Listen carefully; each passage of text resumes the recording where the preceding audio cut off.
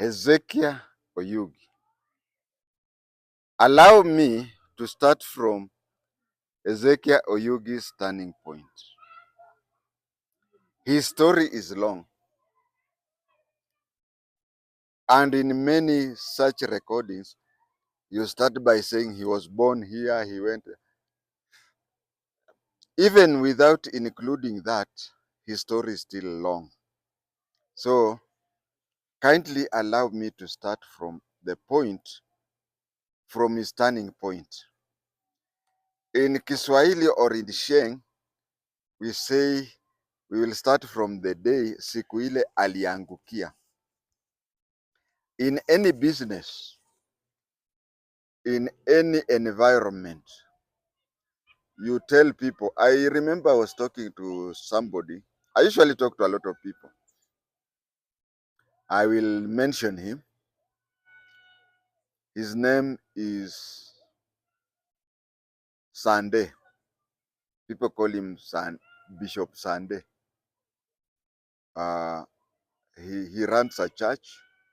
One time I was talking to him and he told me that on such and such a year is the year that I consider it my turning point. He told me that there's a time he never, even 1 year before the turning point. Upendo, yeah, he's the founder of Upendo Pentecostal Church. There's a time he was telling me that the time he bought his first vehicle, if you were to tell him a year before that he would own a vehicle, he would not believe it. But 6 months later, he bought a vehicle. So everybody has a turning point. And I want to start from where HEZEKIAH Oyugi's turning point. I want to start from HEZEKIAH Oyugi's turning point onwards. I'm laughing because while they say hakuna pesa ya kuokota, if you are walking along the road and you pick up 1,000 shillings, you look up in the heavens and thank the angels and God for giving you 1,000 shillings. On the same hand, that 1,000 shillings belong to somebody. When it belongs to somebody, he will reach somewhere and discover that he has lost 1,000 shillings. He will turn to the devil and blame the devil for the disappearance of his money. So there's no money lost and there's no money found. It is just that you have taken somebody's money or somebody has taken your money. So HEZEKIAH Oyugi's luck came from another HEZEKIAH Ochuka. H-O-H-O. When HEZEKIAH Ochuka things were falling apart, HEZEKIAH Oyugi things were turning up. If he was still alive today, or if you found people who are close to him, they'll tell you that he insisted that his turning point was in August 1982. And that is where we have said, that is where I have requested you to allow me to start talking about him from that time, August 1982.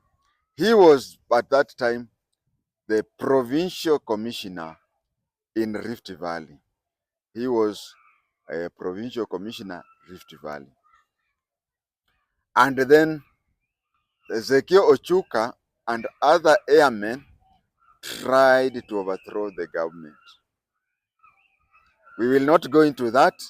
It is a long, detailed story. Today, we are concentrating on HEZEKIAH Oyugi.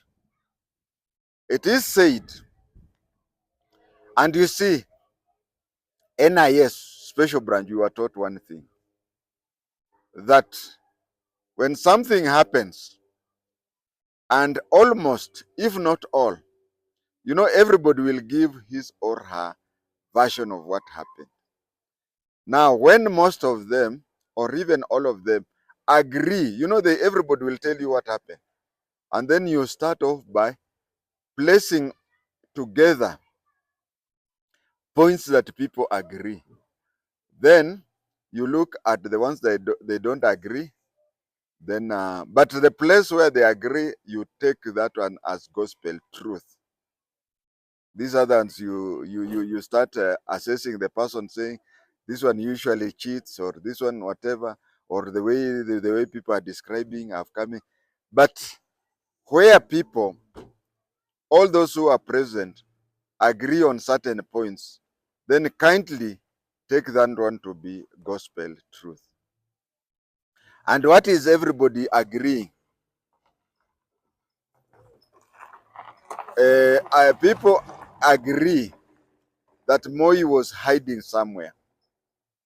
People agree that Moi was hiding somewhere. So during the duration, a certain time, Moi was not in his house. Obviously, his house would have been bombed and he would have been bombed inside, isn't it? So Moi was hiding somewhere. Many people agree that Moi was hiding in his farm. People say that Moi was hiding in his farm.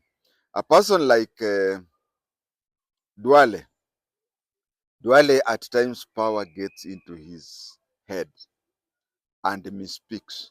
You remember he was telling, was it Isaac Bomet, the initial governor of Bomet? Hala, hii pesa si ya mamako. Eh? And then yesterday or last week, he was telling Nation Media Group to start a medical facility. So there are times when Aden Duale, when power gets into his head. But I'm related to Aden Duale. Aden Duale, parents-in-law, Aden Duale's parents-in-law were our neighbor in Garissa. When Mrs. Aden Duale was schooling at this Catholic school near Westlands along Wayaki Way, can't recall, this girls' school is very known along Chiromo Road. Mrs. Duale was schooling there. When I was schooling in Bungoma High for my A-level, she was in that school, Kianda. Yeah, Mrs. Aden Duale was in Kianda. So they were our neighbors, and Mrs. Duale is like a younger sister to me. So Duale is my neighbor-in-law. A new terminology, utaandika hiyo kwa dictionary. Duale is my neighbor-in-law. So Duale was telling, there's a time Duale was telling Gideon Moi, don't tell us, you see, your father was hiding somewhere in the maize plantation until my father-in-law saved him.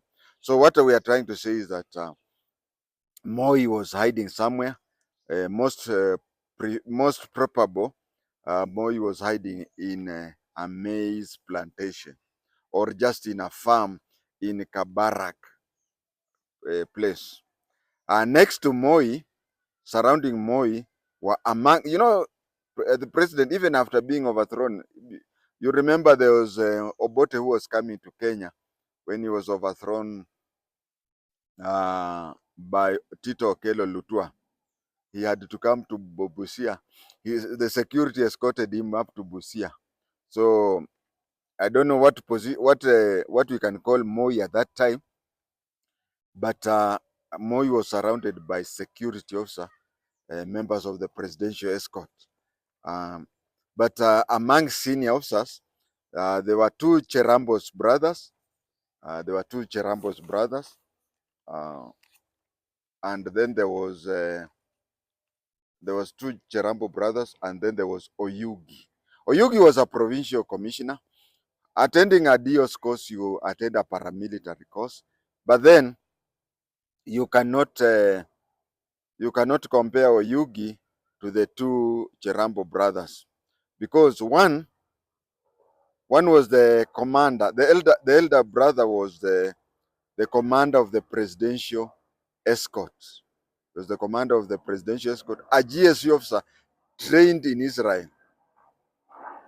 And the younger one was a brigadier head of MIC, but that time it used to be called MIC. Today it is called DMI. During those days it used to be called MIC, Military Intelligence Corps, but now it is called DMI, Directorate of Military Intelligence. So you can see these are people who are commandos. These were people who are commandos, and here was the provincial commissioner. Oyugi was kept on telling Moi, mzee, I will die with you. Mzee, tutakufa na wewe, tutakufa na wewe. Maybe he was passing some gas behind him all that time. You know, on such a time, you can understand the way he was. But you see, he was shaking and he was telling Moi that mzee, tutakufa na wewe, tutakufa na wewe. These other two were in full control. They were controlling the security. They were doing anything, and they would even assure Moi everything is okay. But you see, Oyugi was shaking, including shaking, knowing that he's dying. But these people, they were trained. I remember in GSU training school, we were taught that death is part of work. So you dying or even being maimed or anything happening to you is just natural. And these people, commandos, they are very excited when it comes to issues to do with the operational nature. So these were two brothers who were excited and were took into control. And then there is a lesson, the first lesson in first aid. They say reassure the casualty. You don't go to a scene of an accident and you find, hey, nyinyi mtakufa sijui nini nini nini. It is you who will kill it is you who will kill the accident victim. In first aid, they say you reassure the casualty. So I think the two brothers, the two commando brothers, were assuring the president, don't worry, you see these things, this is a very small thing. But here is somebody who was assisting Moi in passing some gas from behind and trembling. Both of them were trembling. And you see, the president at that time, the president is a commander-in-chief. Commander-in-chief meaning he's a soldier. A provincial commissioner is also a disciplined officer, because when he was attending the DOS training, he attended a paramilitary course. But even to a person like me, Ngao are or were civilians. Ngao were or are civilians. And now look at this Ngao fellow who is a provincial commissioner. Nowadays they call them regional commissioner. Plus the president, who is the commander-in-chief. Both of them basically are civilians. And then there are these two brothers who are commandos, who are now in control of everything. Oyugi was emotional, telling Moi telling him that they'll die together. They'll die together. Moi never forgot that. Moi never forgot. You see, I can blame Moi and I can understand Moi. If we have to go into reality, these two brothers are the ones who were in control and they did everything possible. They made sure that the president was safe wherever he was. They made sure that the president safely left that wherever it is, where people are saying maybe it was a farm. They made sure that he traveled safely all the way to Nairobi to address press conference. They played a big part. But you see, this is somebody, a core malaria. Can I say core malaria patient? You are all dancing as if you have malaria. Moi never forgot that. And again, Moi never forgot to reward loyal people. Lastly, Moi never forgot to appreciate people who praised him. So that is the turning point that is the turning point for Hezekiah Oyugi. Once the country was cool and there was the next lot of promotion and transfers and reshuffle, uh, Moi promoted Oyugi from provincial commissioner Rift Valley to the permanent secretary in charge of internal security. Today, if you want to, for those of you who know today's environment, there is a young man called Raymond Omolo. He is today the PS for Internal Affairs. That is the position that Hezekiah Oyugi acquired. And Hezekiah Oyugi, and during Moi's time, it was possible for a very junior officer to be more powerful than his several times bosses. Take a person called Kuria Kanyingi. He was a mechanic with the police, but he was a police mechanic, but he was so much powerful that he was even more powerful than the commissioner of police or the inspector general of that time. So yes, it is like today saying that Raymond Omolo is the most powerful civil servant today, ahead of the head of the public service. The head of the public service commission, the public service, if I'm not wrong, he was Faris Kuindwa. But Oyugi was more powerful than him because of what he had said during the August coup attempt. Oyugi was the third most powerful individual in Kenya. The most powerful was Daniel Kiprotich Arap Moi, or can I call his full names? Kapkoris Daniel Torotich Arap Moi.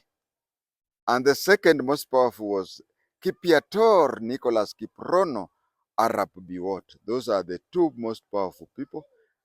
And Oyugi was the third most powerful person. One thing that Oyugi discovered was Moi's addiction to two things. Moi was addicted to gathering of intelligence and songi. Wanajua sijui. Some of these things were just too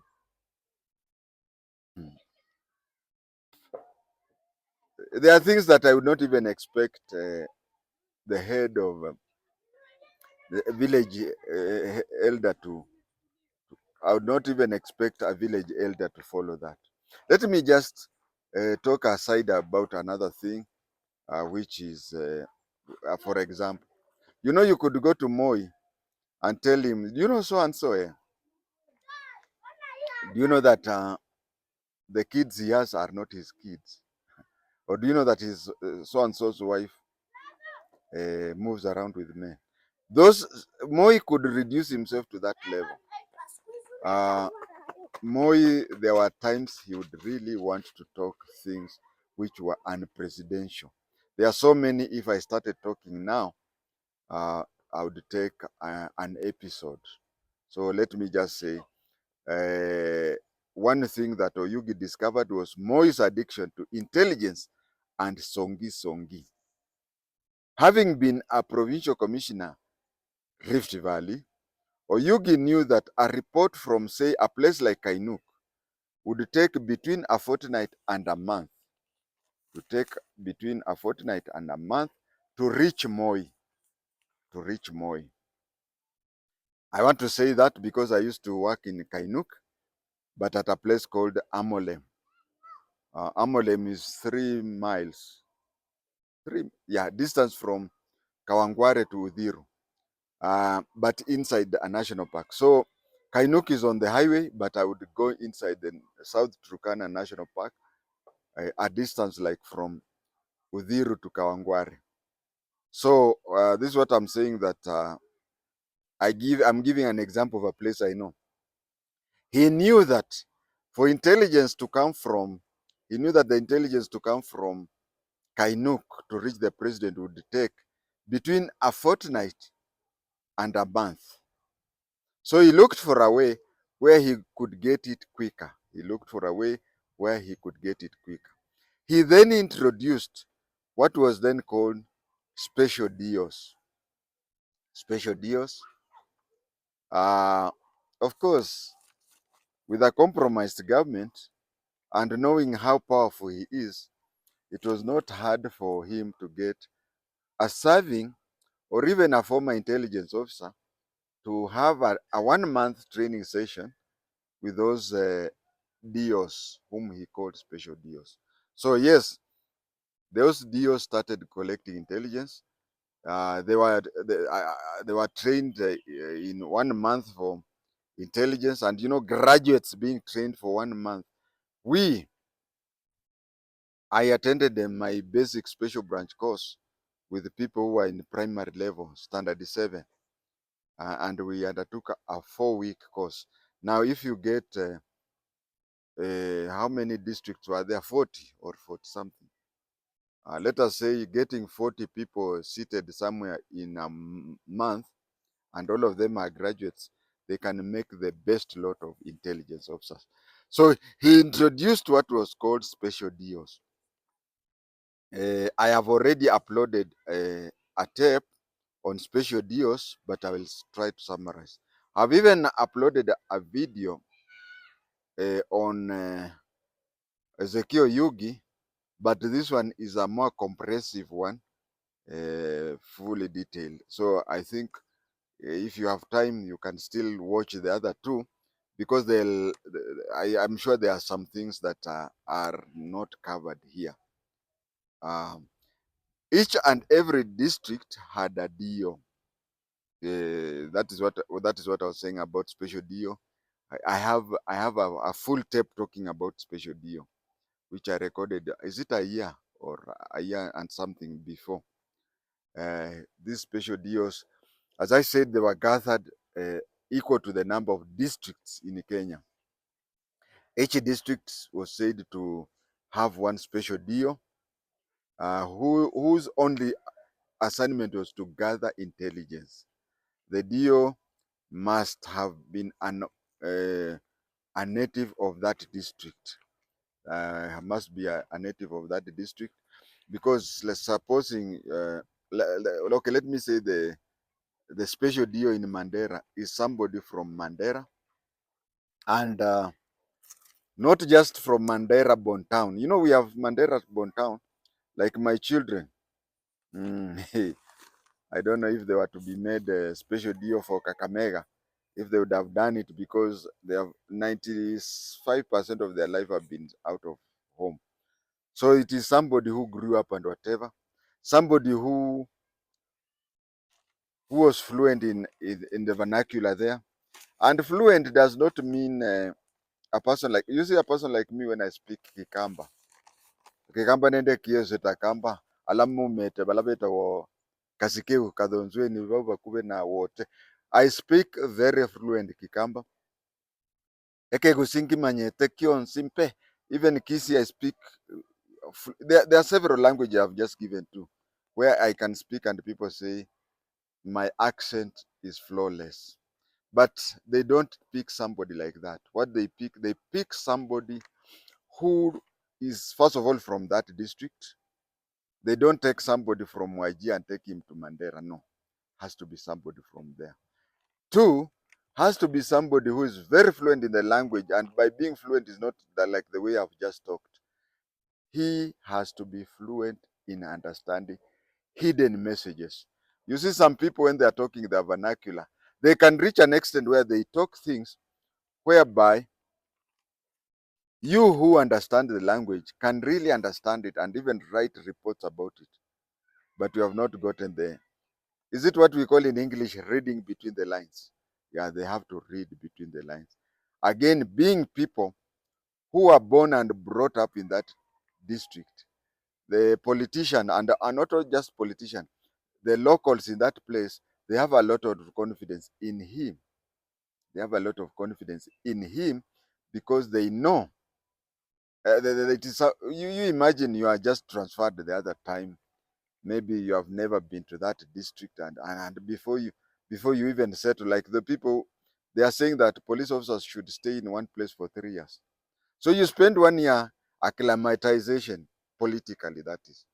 And when you are just started getting used, you work for 1 year, and then the other year you're preparing to go. But this is somebody who was born and brought up in that place. There are some DOs who are born towns and whatever, they were not qualified. It is somebody who can even be in a place and is literate in hidden messages. That is, he can speak hidden messages and he can understand messages that are sent that are hidden. They were given an AIE, authority to incur expenses, and an unmarked vehicle. Vehicles like those are now used by plainclothes police officers. It was easier for him to get political wind in his home district. Now, supposing something happened in Kainuk on a Sunday, that very Sunday, probably the special DO would ring Oyugi in his house that evening.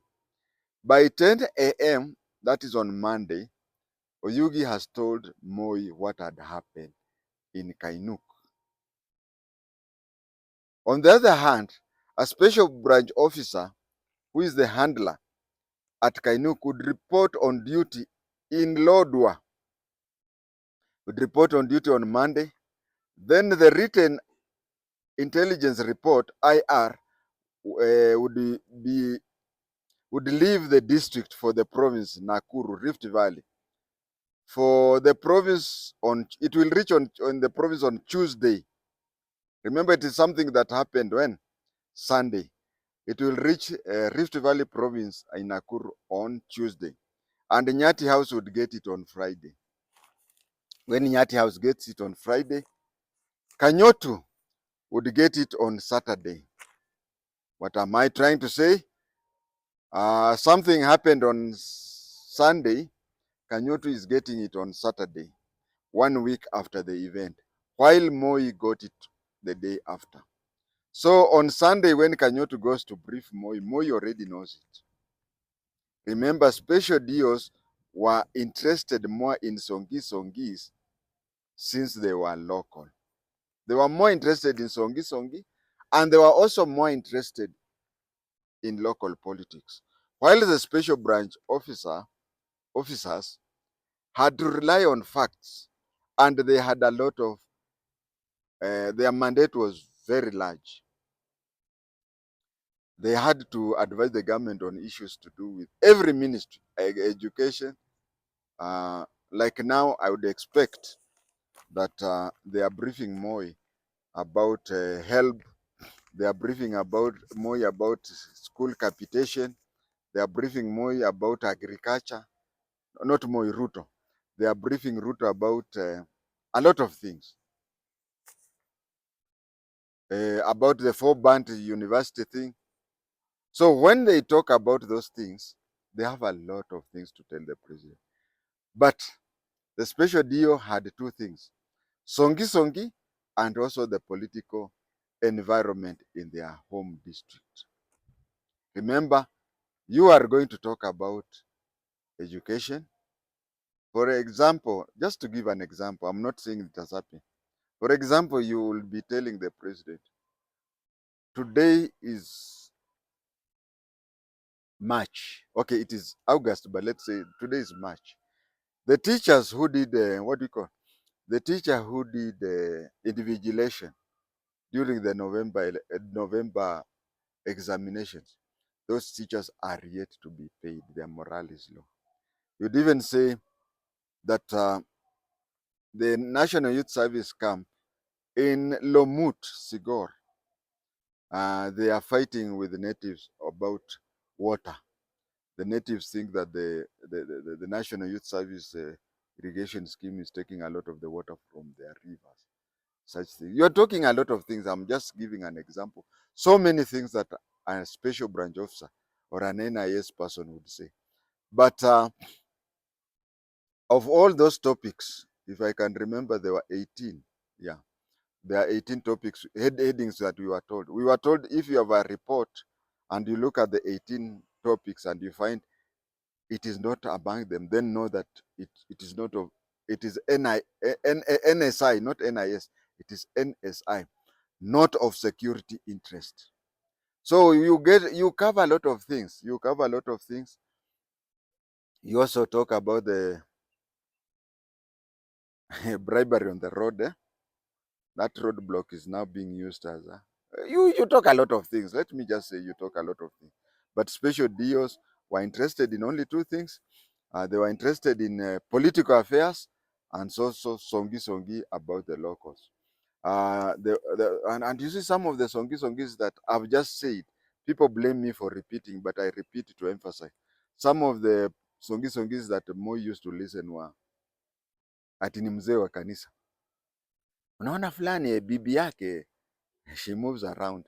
Unaona fulani hawa watoto hata si wake. And Moi used to like such things. So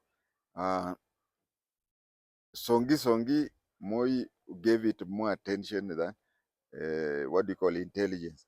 And then when it came, so these special deals, graduates, we being in the same area with Form 2, Kenya Junior, Form 2 security intelligence officers. Security intelligence are covering a lot of things. Issues with the tribal tension, with issues to do with the whatever. But the special DO who is a graduate and who is a DO1, who is DO1 were on the same job group with the senior superintendent of police. So this is somebody who is a corporal doing a coverage, professional coverage in the same area with somebody who is the same job group as a senior superintendent. There's a lot of things you have to talk, so many. But then today, then let us now talk about his fall from grace.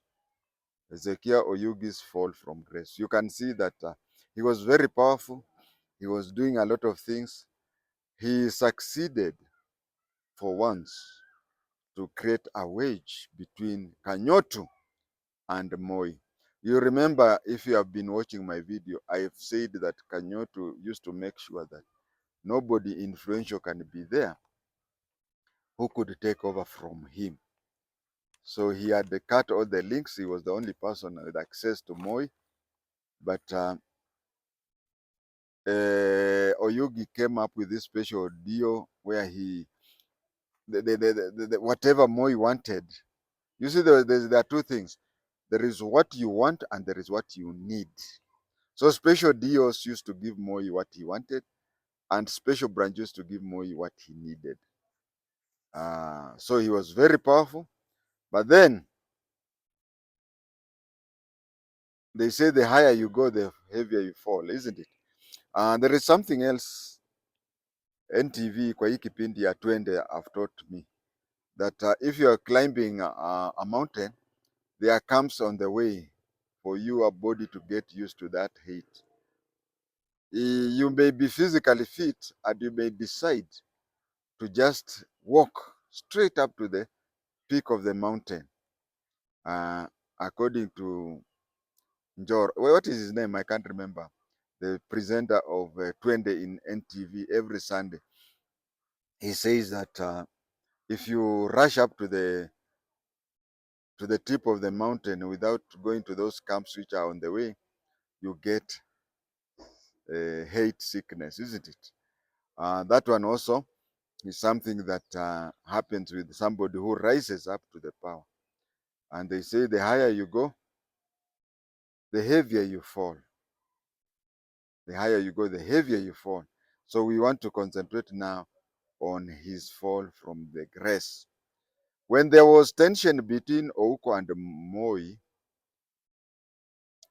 you know, I've recorded, is it around 4 or 5 videos on Ouko. You can check on them on my two channels. There is the JI-TENGE channel, and then there is another channel.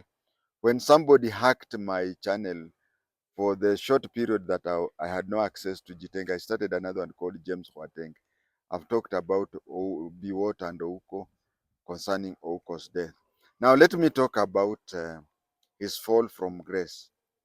When Ouko and Moi had tension, Oyugi and other prominent Luo leaders, Oyugi and other prominent Luo leaders pretended to be the go-between.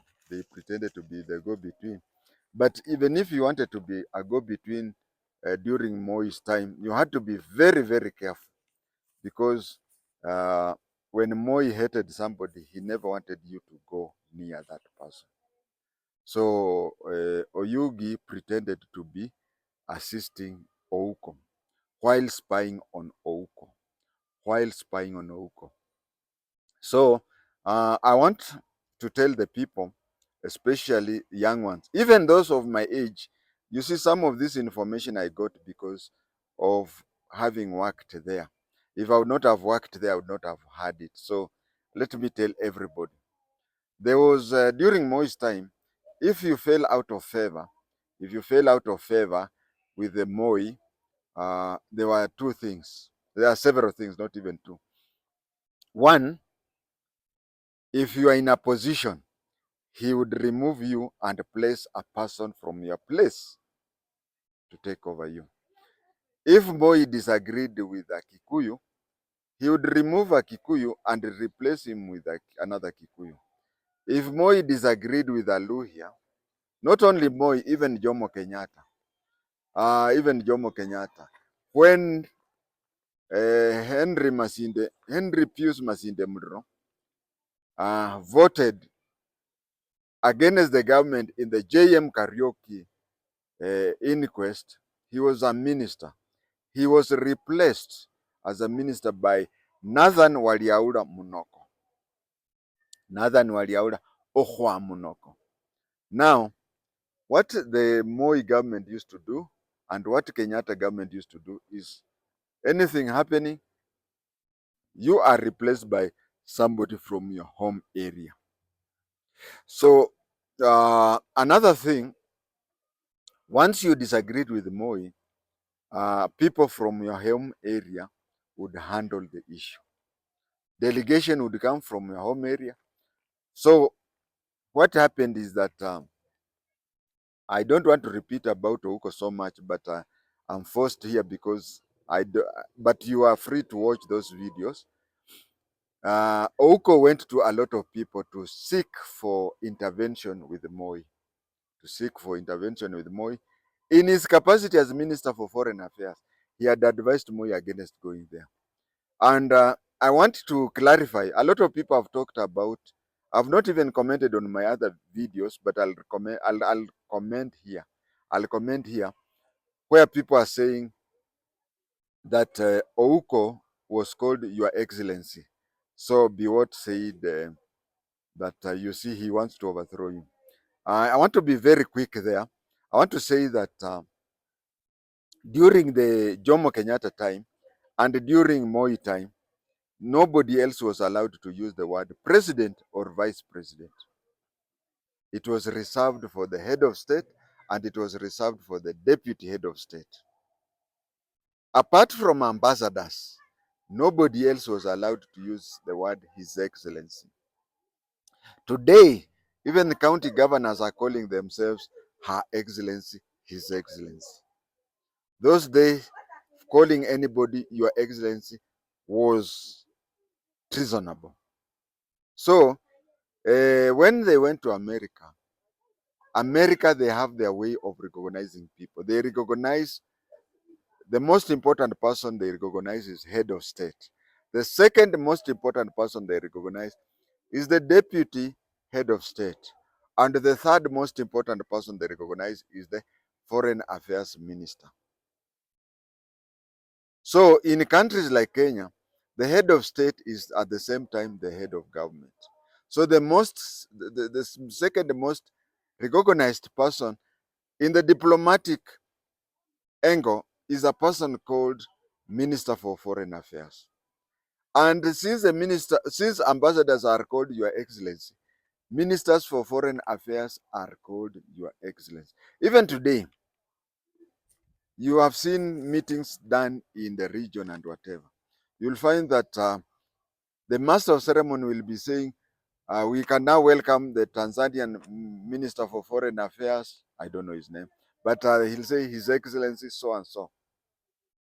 So abroad, when Ouko was being referred to as Your Excellency, he was being referred to because he is in charge of ambassadors. But Moi being paranoid and Moi trusting trusting Biwott very much. And the president, again, I have to say something very briefly here, because if I jump it, okay, if you have time, you can watch it. Another thing that happened was Biwott had, not Biwott, Ouko had advised against the trip.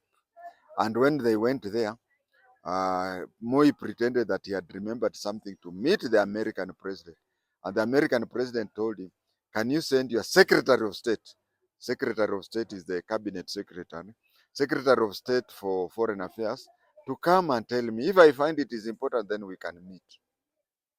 So Moi being the commander-in-chief of Songi, Biwott just went and told him, you see, they are preparing him to take over from you. That is what happened. And I also blame Ouko because I understand that the CIA had advised Ouko not to go back to Kenya because his life would be in danger. But Ouko trusted Moi. He said, a session with Moi will do that. Now back to Oyugi's story. Ouko tried to meet Moi's relatives.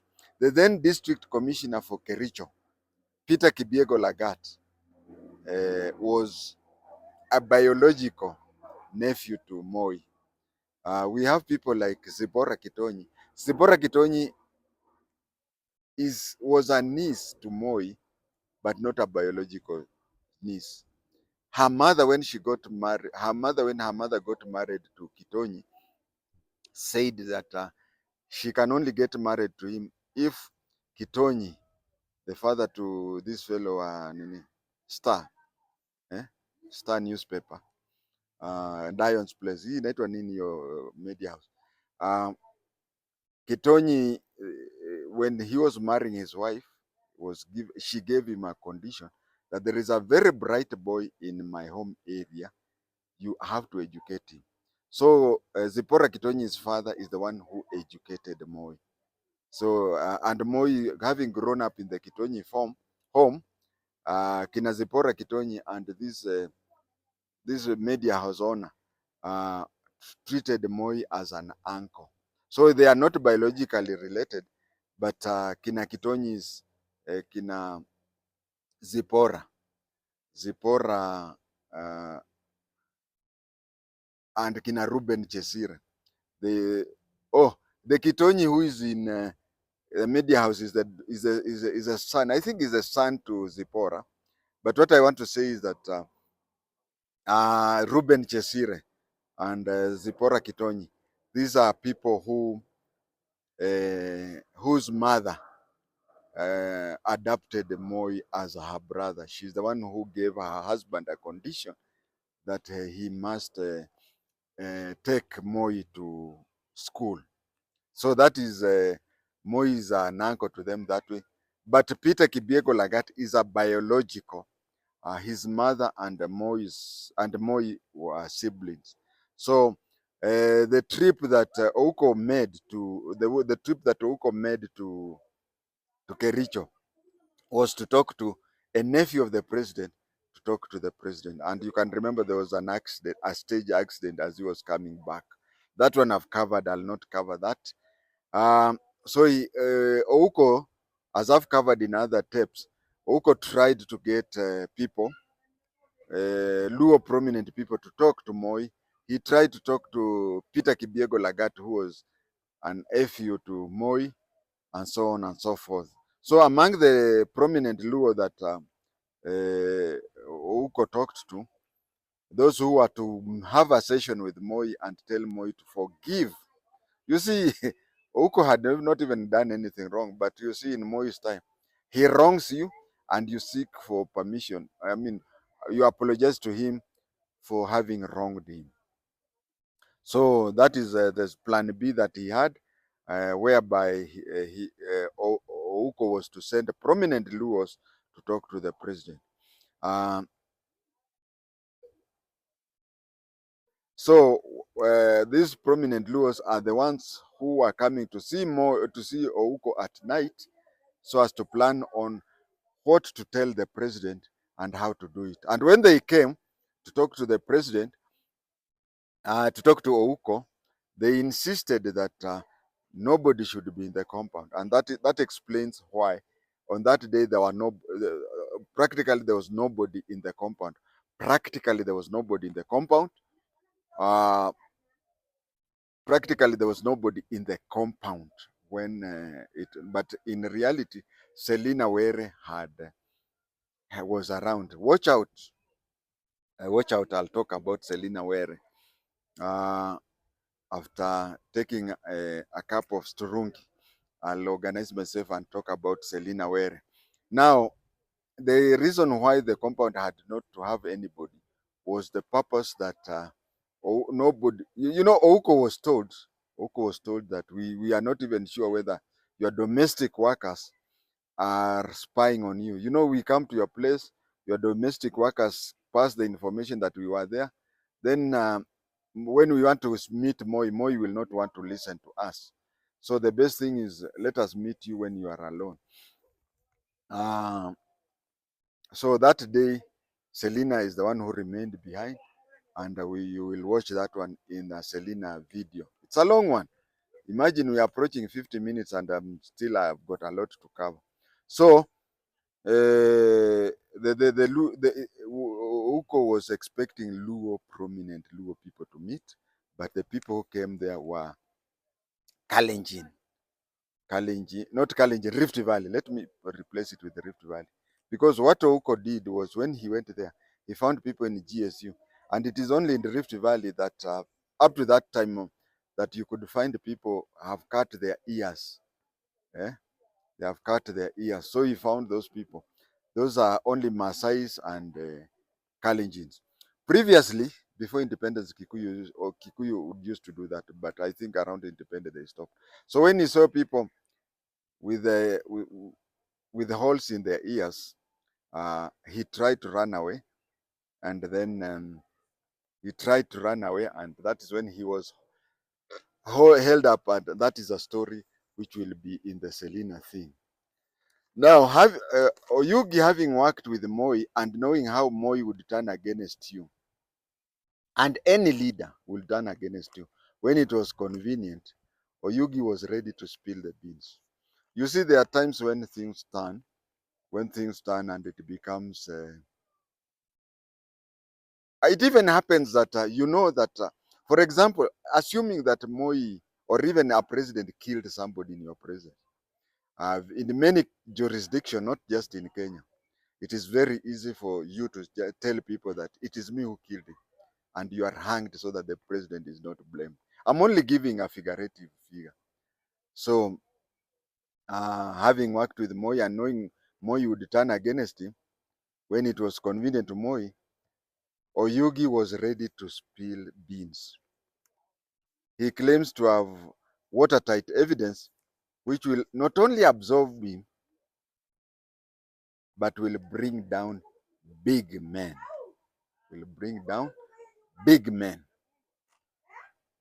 After a brief discussion with those close to him, the family and friends and advisors, at his place in Kileleshwa, he left for the tribunal. He left for the tribunal. Moi was ahead on collection of intelligence. He knew that if Oyugi was to appear before the tribunal, he would spill the beans and the big men. Now, remember, Oyugi was the third most powerful person. So when he talks of big men, a constable and a corporal, when they talk of big men, they talk of inspectors, isn't it? But OCPDs, when they talk about big men, they are talking of regional police commander, isn't it? So before he could spill because those people that Oyugi met and told them that he was going to spill the beans, some of them, eh, eh, some of them within hours more you knew what was discussed and whatever. And I'm repeating, to a person who was the third most powerful person in the country, when he talks of big men, there were only two people who were bigger than him, and they were both men. So hiyo si ni mtihani ya kapsea. The tribunal was discontinued on the day that he was to appear. And both him and Biwott were arrested. Biwott was allocated, in officers' mess we have what do you call lodging facilities. So he was allocated lodging facilities with his spouse, which in legal terms we can say that Biwott was not in the cells, but Biwott was in a house arrest. If you are placed with your family in a place which is surrounded by a platoon of GSU officers inside GSU training school, that legally is what we call house arrest. But Kenyans were made to understand that Biwott was in the cells. No, he was not in the cells like any other person. But Oyugi, on his part, he was never placed in house arrest like Biwott. No, Oyugi spent 14 days without communication in the Jomo Kenyatta International Airport police cells, the police cells that are found at Embakasi, JKIA. A month after he was released, he developed a motor neural disorder. He developed a motor neural disorder. This is a style of, I think if I've not talked about it one day, I'll talk about it. These are the things of the umbrella. These are the things like, I said umbrella. There are things like what Mashinda Mudro got in the airport, where you are fed something with an effect that it reacts at a later date. He lost his power of speech and some organs started failing. According to doctors, if you develop such a sickness, you have between 1 year to 5 years to live. Even if you have the best medication that King Charles of Birmingham can get, if he develops that, he has between 1 year and 5 years. And you see, 1 week in politics is too long, because in those 5 years, he could still spill the beans. Yet still, the doctors recommended that he be taken to a hospital abroad. But Moi was apprehensive. The man, when out of sight and out of jurisdiction, might spill the beans. So permission was denied. Let me tell you, even today, and I think Matiang'i recently talked about it. Matiang'i talked about having been the minister for internal security. Matiang'i is not just your ordinary citizen. If he has to leave Kenya and go to a foreign country for anything, he has to communicate with the government. He has to tell them that I'm going. That is something that happened in Kenya a long time ago, and it happens in each and every country. You get certain positions, you become a state prisoner. So for a person like Oyugi, we have Raymond Omondi today, Raymond Omolo, who is today holding that position. For if tomorrow Raymond Omolo retired or anything, if he has to go out of the country, he has to get security clearance. I'm pointing out Raymond Omolo because that is the position that Oyugi held last. So it went to an extent that Oyugi's medical condition became so worse that the government gave permission at the last minute. Even then, It gave out the permission reluctantly. At the airport, before he was wheeled into the war, into the, being sick the way he was, he had to be carried in a specialized way, in a wheelchair. He had to be carried in a stretcher and such things. He had to, but he had to pass a message before he boarded the vehicle, uh, which he talked in vernacular. He had a speech problem. He had a speech problem. So but he alijikaza hadi akasema, he said under very much pain and whatever, this is what he said: whatever I did, I was instructed to do. Chochote kile nilifanya, nilikuwa nimeamrishwa kufanya. He talked it in vernacular. What is it that he was instructed? Who instructed him to do whatever he did? Your guess as good as mine. Maybe your guess is even better than mine.